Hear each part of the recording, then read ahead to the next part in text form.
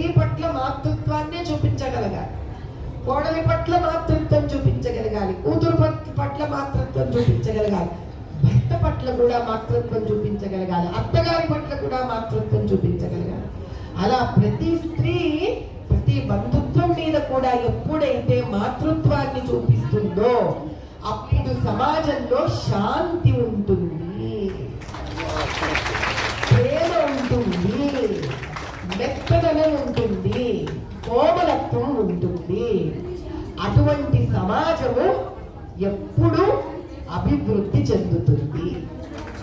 ఎప్పుడైతే స్త్రీలో ఈ శాంతము, కోమలత్వము, మాతృత్వం నశిస్తుందో, క్రచ్చులో పడేస్తామో, 3 ఏళ్లకే స్కూళ్ళల్లో తీసుకెళ్లి వదిలేస్తామో, ఏం తల్లి పాల బాటిల్లు 5వ రోజుకే నోట్లో పెట్టేస్తాము,